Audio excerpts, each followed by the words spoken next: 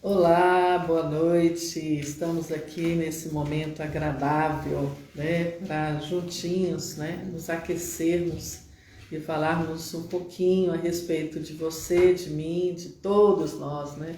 A enquete foi: você passou por algum momento de rejeição, né? Este é um contexto onde eu quero te dizer que tu és bem-vindo, né? Cada um de você que está aqui, eu quero que você possa saber que você é importante para mim, né? Você mora no meu coração. E, poxa, Débora, tu és demais, né? Você, equipe, juntinho, é um assunto complexo, mas ao mesmo tempo muito presente em nossas vidas, né? Eu quero que você possa perceber em você, né, no seu contexto todo, né, o que é isso, né, o que isso tem feito contigo. Eu quero agradecer, né, a você que está aqui comigo.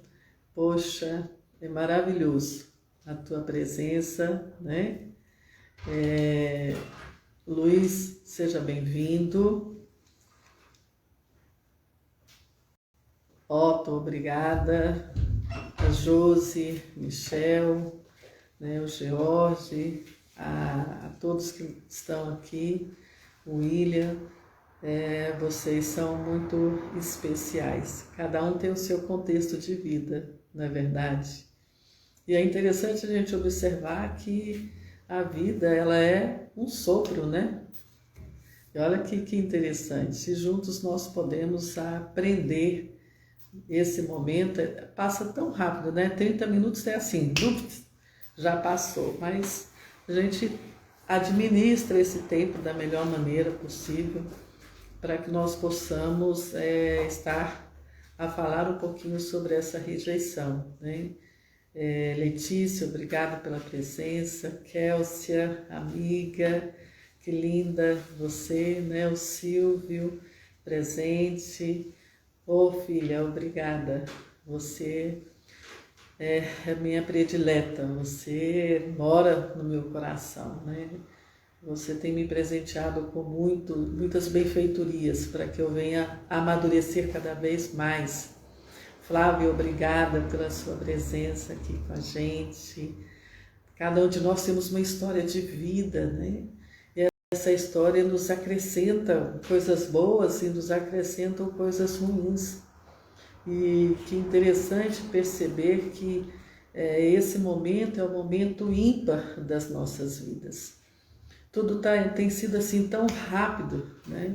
Eu lembro que eu já pontuei a questão da linha do tempo, né?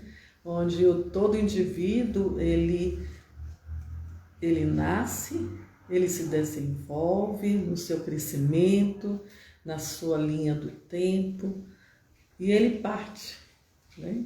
Infância, adolescência, juventude, a vida adulta, nós todos, na maioridade, né, podemos vivenciar o momento maravilhoso de ser.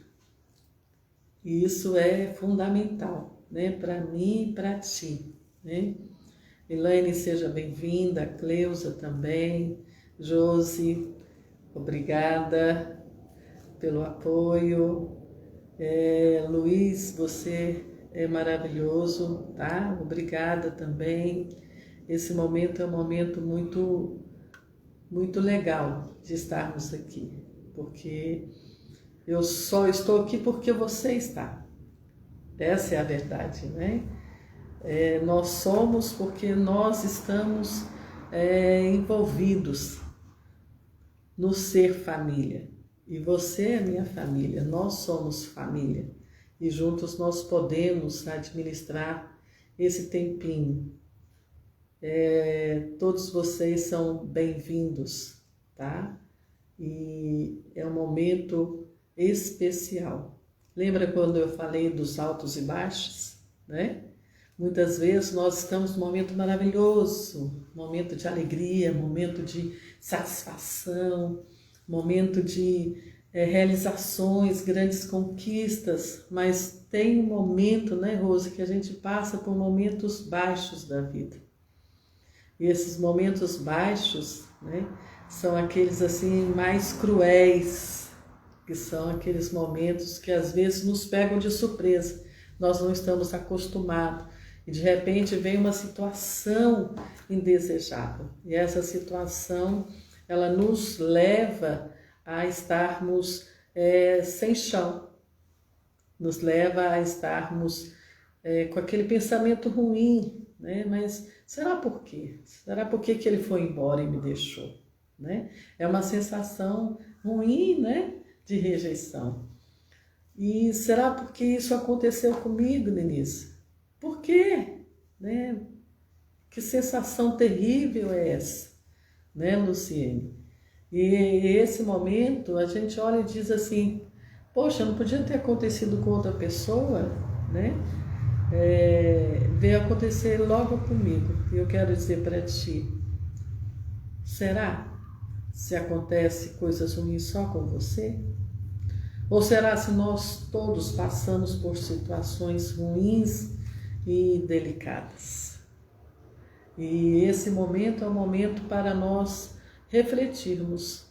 Kleber, vamos refletir. Luciane, vamos refletir. Né? Luiz, vamos refletir juntos a respeito dessa rejeição. Né? Bronze, Miguel, seja bem-vindo. Que bom que você está aqui com a gente. Maravilhoso sua companhia, né? Momentos bons, momentos altos, né, Miguel? Praias mil, companhia gostosa, né? Cantar juntos, tocar juntos, como se diz, né? Momento da Skyway que foi maravilhoso e que refletiu muitas conquistas a nós. Muitos altos e baixos, né? Momentos em que fomos discriminados por levar uma proposta nova, diferente aos adolescentes. E momento que nós fomos aceitos. A vida nos leva a administrarmos esses momentos. Mas estamos aqui juntos, tá? Para conquistarmos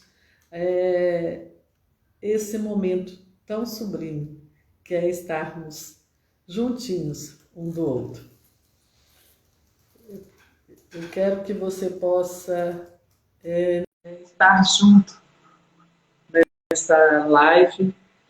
A pessoa que vai estar conosco é uma pessoa muito especial.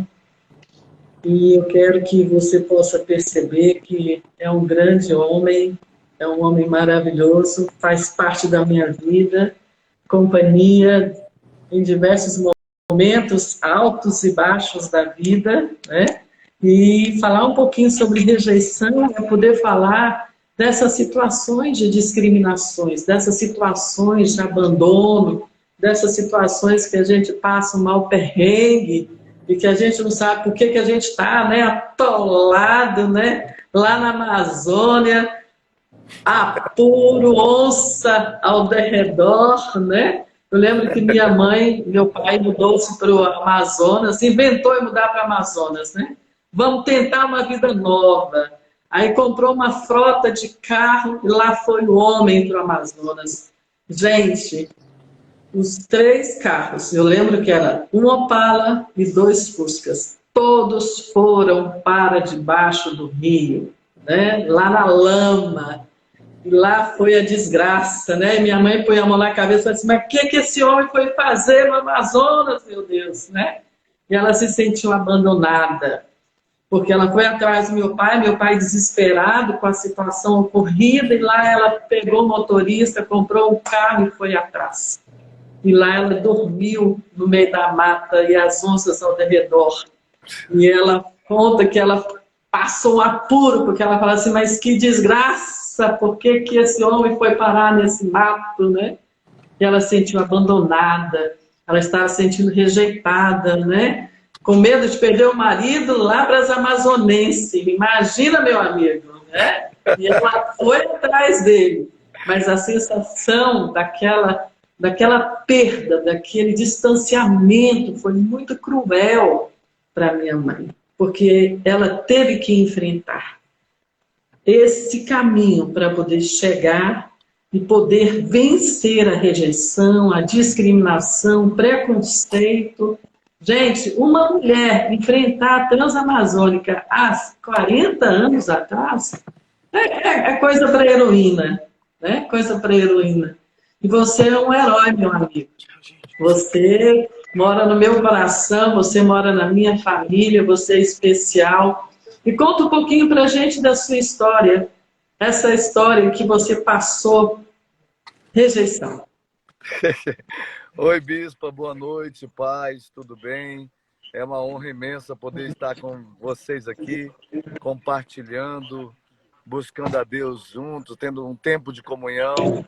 É uma honra estar com a senhora aqui, é uma honra, um privilégio estar junto aqui. É um privilégio. Etinha está aqui no fundo ali, ó. Olha a Etinha ali, ó. A gente tá no carro voltando para casa da igreja. Que bom, que bom. Então, quando a senhora me convidou, eu me senti muito honrado, né? Eu sou filho único, né? Eu nasci numa família, filho único e uma relação desafiadora, conturbada de uma casa, de uma família, de um lar. E só um minuto, pisa no freio e aperta aqui. Só isso. Isso, só estou resolvendo um negocinho aqui. Fique só esperar. Ok, ok. Pronto, resolvido. Então, a gente, filho único, dentro de uma família muito complicada, uma história de situações, de adversidades. Hoje eu tenho 45 anos, né? Eu fui criado no interior do Mato Grosso do Sul, no interior do Mato Grosso do Sul, Dourados, e a região de Dourados, ali no interior. Com 7 anos de idade, meu pai se mudou para Dourados. A gente era criado do interiorzinho e a gente foi morar de favor no fundo da casa de umas pessoas lá. No fundo, onde a gente começou a padecer muita necessidade, começou a passar muita fome, muita necessidade. E foi quando que a gente foi vender picolé na rua, para a gente trabalhar para sobreviver. Logo em seguida, meu pai foi atropelado. Ele ficou 6 meses de cama e minha mãe foi lavar roupa para fora naquela época. Não tinha máquina de lavar, não tinha toda aquela história toda, né? E foi um tempo bem, bem difícil para nós, né? De muita humilhação, vergonha, de depender da comida dos outros, da necessidade dos outros, depender.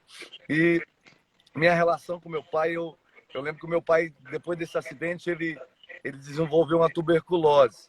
E eu era muito grudado nele, eu ficava muito colado nele. E eu peguei tuberculose do meu pai. Com 8 anos. Com 8 anos de idade, eu peguei tuberculose dele. E uma relação que eu tinha meu pai como um herói, como criança. Acho que quase todo mundo, toda criança é assim, né?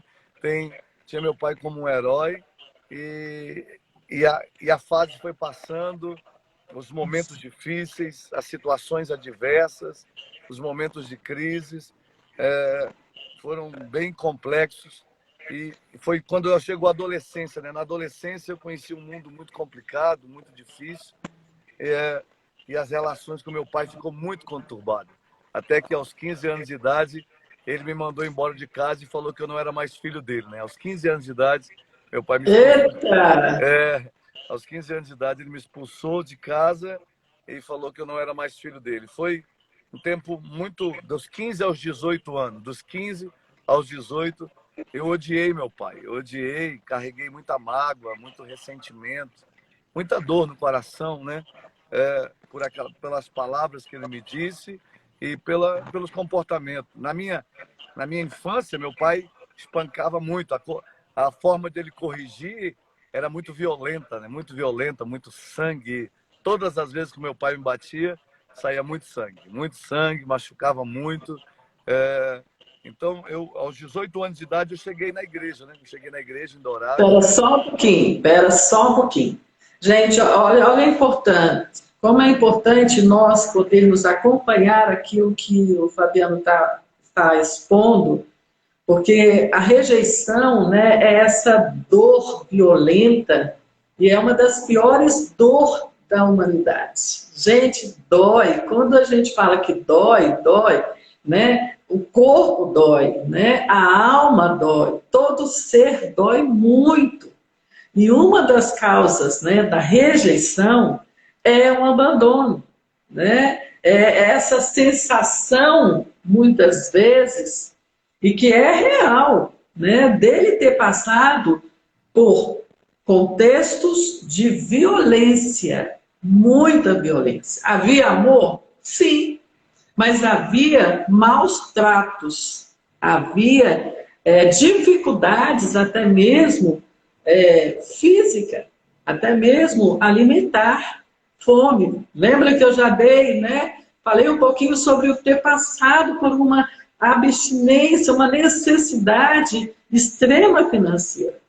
E é algo que faz você se sentir, né, não quisto. Você até pergunta, será que eu sou filho? Meu Deus, por que eu apanho tanto, né? Será se eu sou filho, né? É um abuso. A violência é um abuso, né? E é interessante que nessa situação de dificuldades também existe o bullying, né? Das pessoas que têm maior poder aquisitivo te discrimina, né, Fabiano? Você passou por isso também? No bar, na rua, com os amigos, na escola? Conta um pouquinho sobre isso. Com certeza, né? Porque quando a gente chegou em Dourados, eu era um menino do interiorzinho que chegou em Dourados, e a gente foi vender picolé. Eu tinha que vender picolé até a hora do almoço, para ir levar lá para o meu pai calcular quanto que eu ganhei, quanto que a gente tinha ganho, para ir lá no mercadinho comprar o arroz. Antigamente vendia o arroz por grama, na venda. A granel, né? Vendia ali a granel. Aí eu tinha que ir lá comprar o arroz, tinha que... Aí eu lembro até um dia que eu fui assaltado, a pessoa me assaltou, aí ia na escola com chinelo de dedo, aquela humilhação com o saquinho de arroz para levar o caderno, né? Para levar o caderno dentro do saquinho de arroz. É a necessidade muito grande. A gente muito cedo dependeu, passar muita necessidade. Eu lembro que o meu avô tinha um açougue, só que ele mandava para a gente só os ossos, ele não mandava carne, ele mandava o osso. Ele tinha um açougue, mas mandava só o osso, porque... E até hoje eu tenho dificuldade de comer comida com muito osso. Se colocar um ossão grandão no meu prato, eu não consigo comer. Porque não passa, eu fico, me trava, né? E é umas coisas engraçadas. Por exemplo, eu tinha que ir nas casas, pedir comida emprestada, levar vasilhinha, pedir as coisas. E aí, quando eu chego...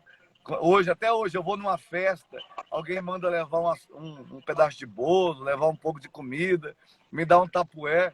Eu dou um jeito de esquecer o tapué lá, eu não levo de jeito nenhum para casa.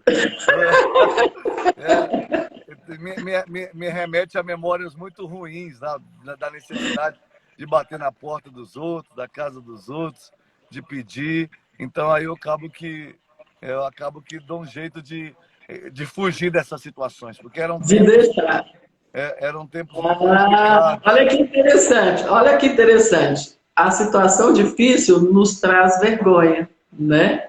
Mas uma das reações do ser humano, quando ele passa por maltratos, né? Ele foge. Eu passar por essa situação difícil, mas não vou nunca, né? Esse hábito eu não quero na minha vida, levar a marmitinha, né? Fora de mim, né? E eu vou deixar para trás. Olha que interessante. Isso é rejeição. Rejeição é abandono, rejeição, né? É o você sofrer bullying, rejeição é o você passar por vergonhas diversas, né? E isolamento social. Também ele passou, né? Olha que interessante, a discriminação, né? Lá vem, né? Ele pedir as coisas. Tem gente que dá de bom grado, né? E tem gente que não quer de jeito nenhum, fecha a porta, esconde, né? E não dá. Não é Exatamente. verdade? Com certeza, com certeza. É.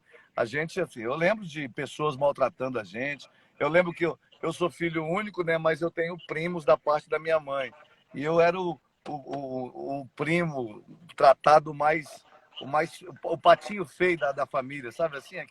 Porque a minha família, meu pai e minha mãe eram os mais pobres, os mais necessitados, e eu era o filho dos mais pobres. Então eu era desprezado até pela própria família do meu avô lá. A forma com que eles me tratavam era uma forma era do, de, é uma forma desprezível, acho que a palavra certa é essa, insignificante. Uhum. É, assim, tem um recadinho aqui, né? Poxa, minha filha ainda no ventre, né? Eu quero dizer algo para você. Você que passou por alguma situação como a rejeição no ventre, é delicado. Eu sei que é delicado.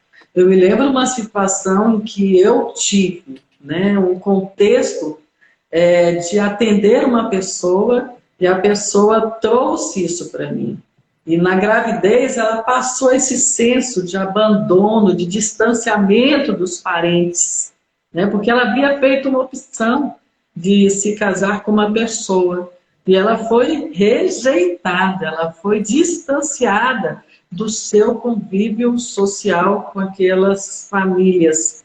Isso foi muito ruim, porque na gravidez, lógico, gente, inconscientemente, ninguém passa isso para filho e filha. Inconscientemente, a criança no ventre sofreu. E quando a criança, né, ela nasceu, de vez em quando ela falava assim, tá longe. Né? Ela apontava o dedinho, um ano e pouquinho, tá longe, tá longe. Com 2 aninhos ela falava, tá longe, tá longe. E aí eu pude orientar, foi aquela família a enfrentar aquela situação. Está longe de quê? Quando aquela criança pôde falar.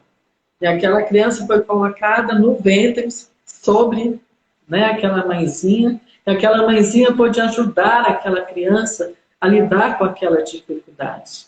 Gente, não é fácil, mas é possível, né? É possível. Lá a gente, daqui a pouco nós vamos chegar em como lidar, né? Mas vamos ouvir o Fabiano falar um pouquinho. Ao chegar aos 18 anos, Isso, eu cheguei aos 18 anos, né?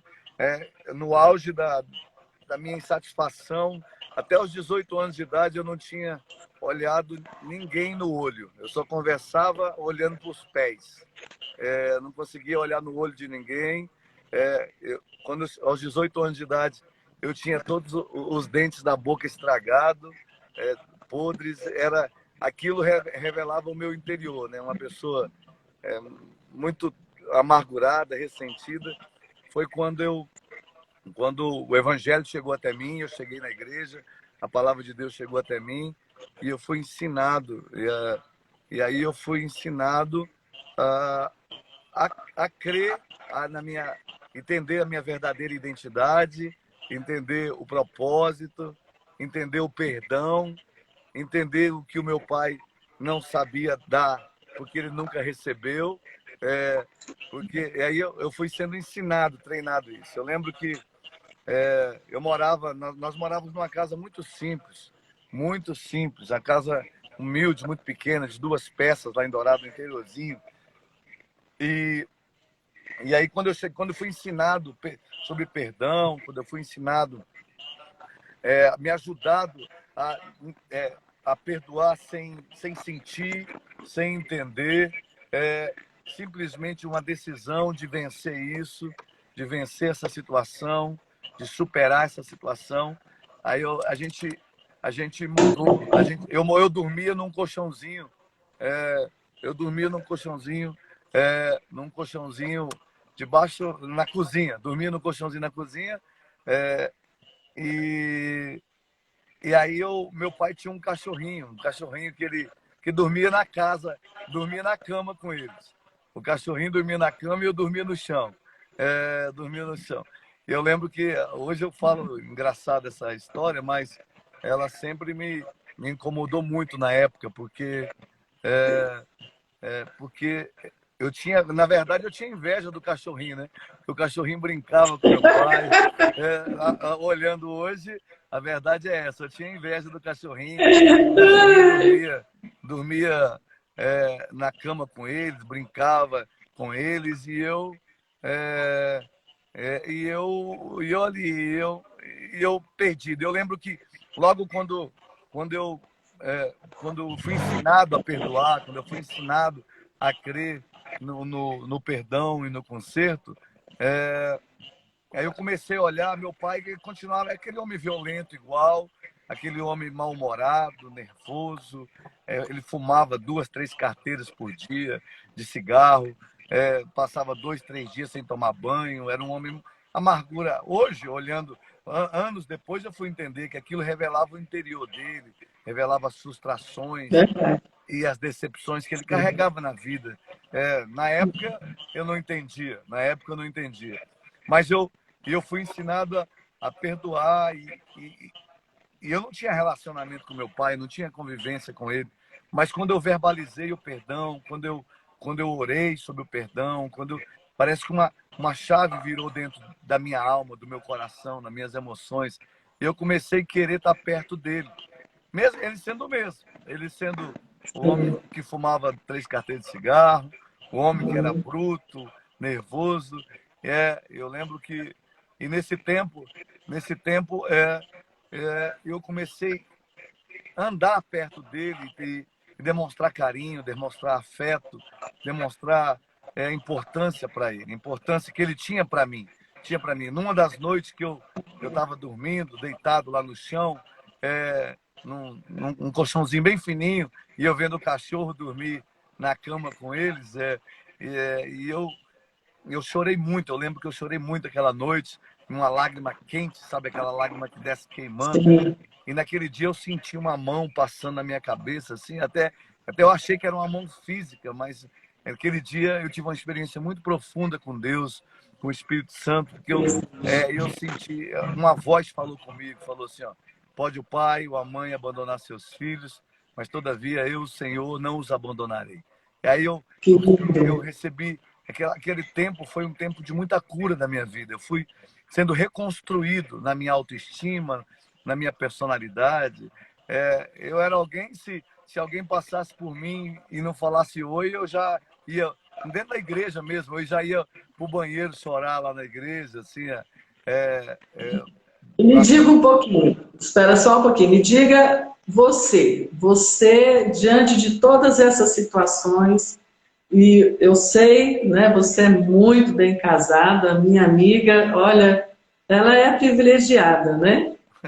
E você tem filhos, você tem 5 filhos. Em 4. algum momento, né? É. Em algum momento você olhou para os seus filhos e você teve aquele momento de trazer a eles o que você passou com seu pai? No, Vingança. no sentido de rejeição, de transferir a De eles? rejeição, de transferir. Teve algum momento assim? Não, nunca senti isso, não. Nunca. Eu não sabia lidar principalmente com a Carol, a mais velha, né? Que é a Carol, que tem Sim. 23 anos. Eu não sabia como lidar com a criança. Parece que era a relação de proximidade.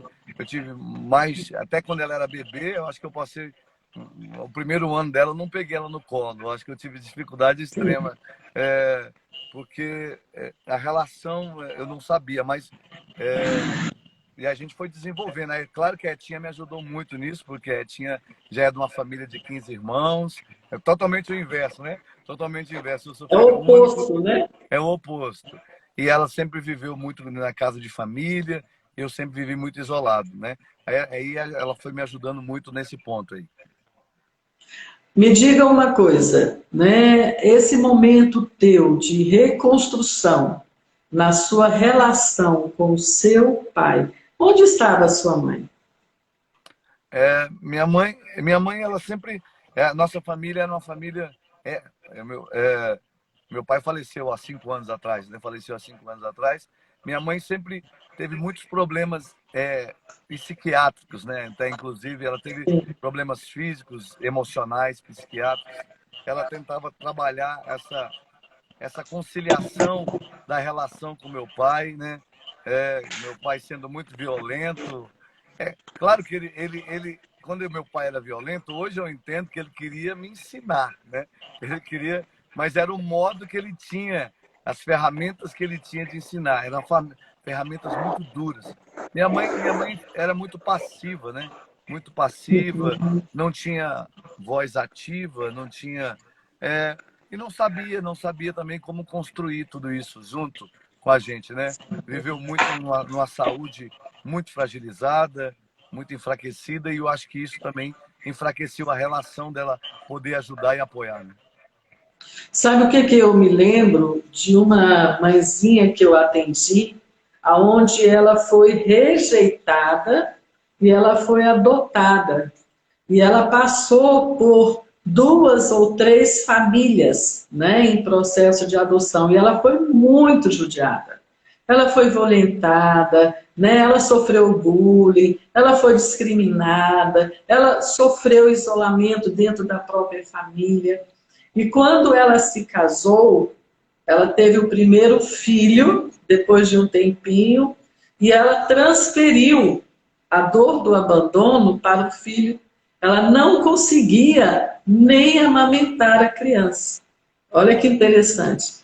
Foi, assim, descobriu que a criança estava em sofrimento por abstinência alimentar, porque a mamãe não conseguia conchegar aquela criança. A dor, né, do abandono a fez estar num sofrimento a qual ela transferiu para a sua criança. E isso foi muito ruim, muito ruim. Eu sei que você que está me ouvindo, talvez você tenha passado por alguma situação.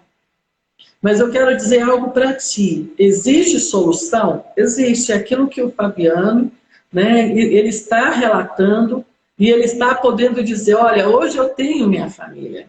E hoje existe uma diferença porque eu resolvi superar. E essa superação não é fácil. Ela não é fácil. Ela requer esse comportamento, né? O amor tudo supera. Verdade. Mas não é amor só seu. Não é, né? É o amor que vem do alto, que te capacita e que te traz o conforto, o acolhimento, que te ajuda a praticar o 70 vezes 7, que é esse perdoar sem a pessoa merecer. Né? Você não precisa esperar que a pessoa melhore para que você libere ela. A vida é um sopro. Ei, meu querido, né? Nego, aqui falando assim, nego, ô negra, né? A vida é um sopro. Hoje você está com a pessoa, daqui a pouco você pode não estar, e aí? Existe a necessidade de aprender a se posicionar, né? E aprender a criar um caminho novo. É aquilo que você pode relatar muito bem. Eu fui até meu pai. Ele não teve para me dar. Né? Você que está nos assistindo, bate assim, ele não teve para me dar. E não espere isso. Você tem que dar o primeiro passo. Se é abraço que você quer, vai lá e abraça, né? Se é um elogio, vai lá e elogia, pelo amor de Deus, né? Se a pessoa está sem alimento, estende a sua mão. Se há em ti poder para acolher, por favor, não encolha a sua mão, em hipótese alguma, né? Meu filho e minha nora, eles têm um kit, sabe, Fabiano? Kit socorro, SOS. Então, eles compram uma garrafinha d'água, né? Um pacotinho de bolacha, né? E um pacotinho de bolacha salgada. Então, quando alguém pede um dinheirinho no semáforo, eles dão um kit SOS. Porque nós estamos vivendo em tempos estranhos, né? Tempos de isolamento social. Mas nós temos que aprender a lidar com isso. Não distanciar as pessoas de ti. Pelo amor de Deus, não faça isso. Né? Nós estamos vivendo dias cruéis, onde a máscara nos esconde, né? Onde a pandemia nos fez estar em isolamento. E isso machuca muito as crianças, muito os adolescentes, né? Muito os jovens, né? Os nossos idosos. Eu estive com a mãe da Josi, a avó da Josi, 95 anos, Camila. Pensa a mulher com uma graça. Ela fez trilha na praia conosco. Caramba! Eita! Ó, subiu ladeira, desceu ladeira, depois andou pela areia e ó, resistiu firme. Pensa a mulher doce. Pensa a mulher doce.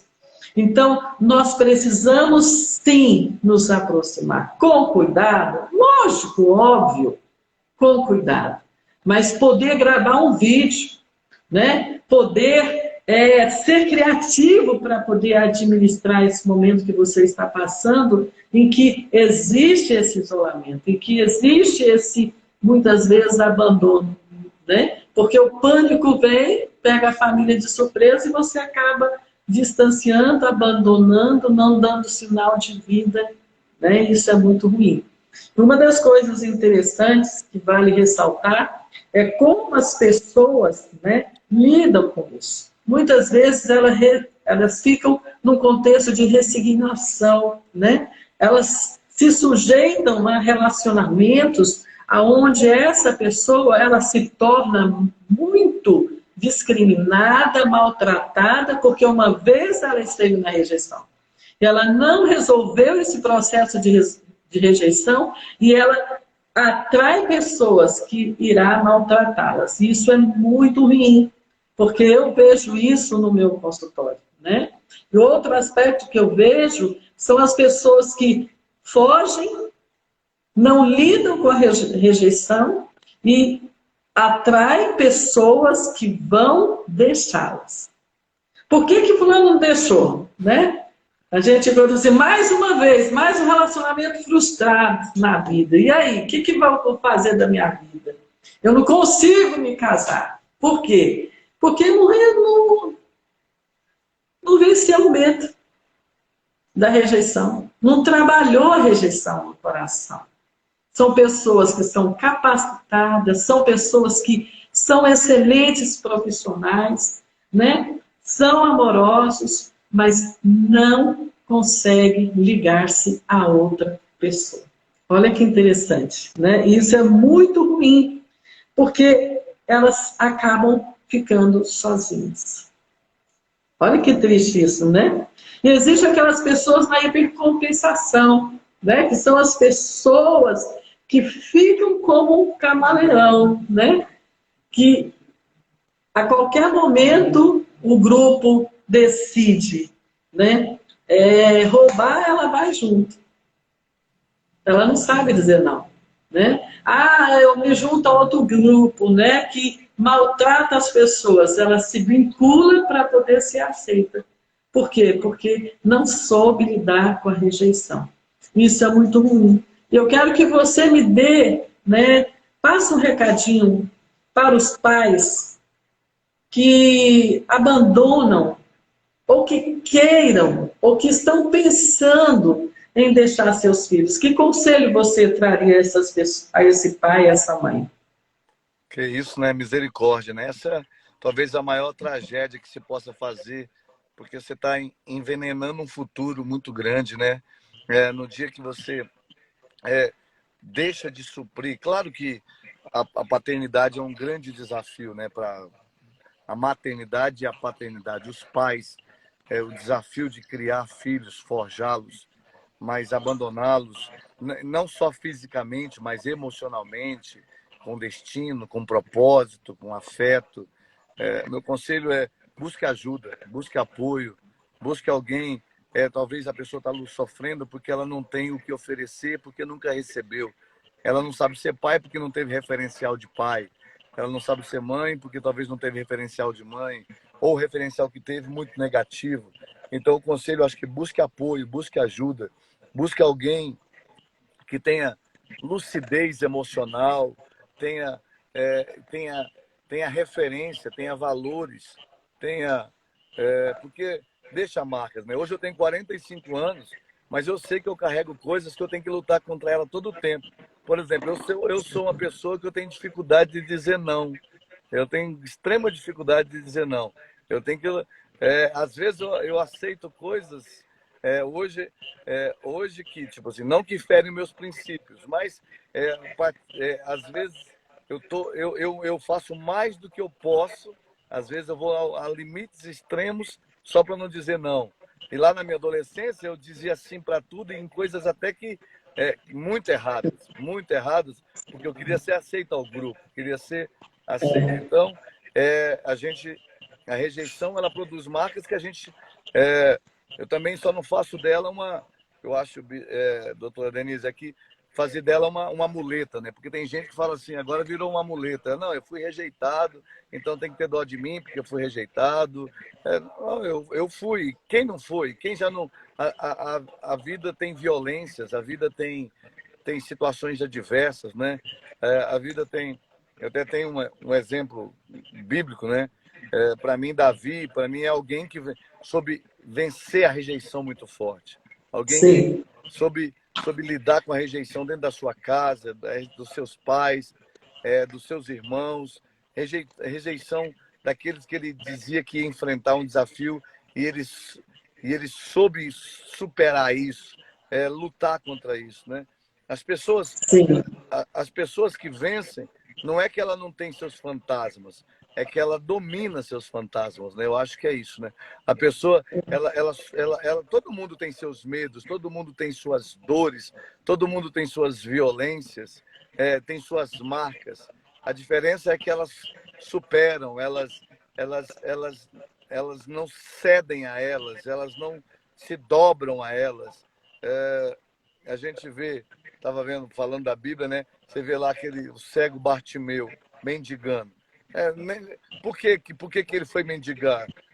Tanto cego que não é mendigo. Tem tanto cego. Por que algumas pessoas vão mendigar? A gente vê pessoas com deficiências, com limitações, que são cérebros pensantes, que fazem história. Você vê os atletas paralímpicos, você vê pessoas que superam adversidades. Verdade, isso mesmo. Porque pessoas, elas não pararam nas suas dores, elas não pararam nas suas violências, elas não pararam... Não foi o que a vida fez com eles, e sim o que eles fizeram com o que a vida fez, com o que a sociedade... Verdade. Não ficaram... Verdade, meu amigo. Assim, a gente poderia até ficar mais e mais tempo, né? Mas nós vamos ter que ir encerrando, mas claro. Eu quero deixar um recadinho e poder dizer, você pode ser forjado, né? Se você for machucado, você pode ser forjado. Fique perto de nós, esteja conosco, nós vamos estar a lhe ajudar, porque nós fomos ajudados, né? Existem outras pessoas que não se machucam com as dificuldades da vida, elas se reerguem mais rápido, né? Erra rápido e acerta rápido. Mas eu quero dizer algo para nós, você que está nos ouvindo, nós estamos nos despedindo. É um prazer, né, ter estado com você, Fabiano, meu amigo. Obrigado. Família querida, amada. E você que está, né, nos assistindo, é maravilhoso tê-los conosco. Nós vamos estar na próxima segunda-feira, às 20 horas. Eu espero você. E eu gostaria que você pudesse se despedir, né, de nós com uma frase. Qual seria essa frase? Avance sempre. Não obstante a dor, não obstante as violências, avance. Avance, supere, não negue e avance.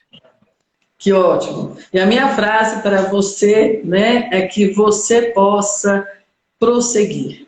Levante-se, né, aplume-se, né, prossiga em frente. Seja a melhor versão de você mesma diante de tudo que você passou.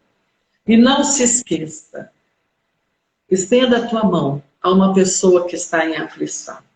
Você se torna muito melhor, porque a vida, ela é um sopro. E nós estamos aqui para tornar, né, a vida, a família, este mundo melhor, porque você é a sua melhor versão. Então vamos juntos conquistar, né, O amor tudo supera. Vamos juntos conquistar. 70 vezes 7, tudo vamos Amém. conquistar. Tá? E até mais para você. Te aguardo no nosso, né, Instagram. Eu quero que você possa estar conosco, @denise.mates ou no Face, Denise Mates. E vamos prosseguir com a vida, porque ela é bela e ela é leve. Obrigada, meu amigo. Até a próxima. Até mais. Tchau, tchau. Tchau.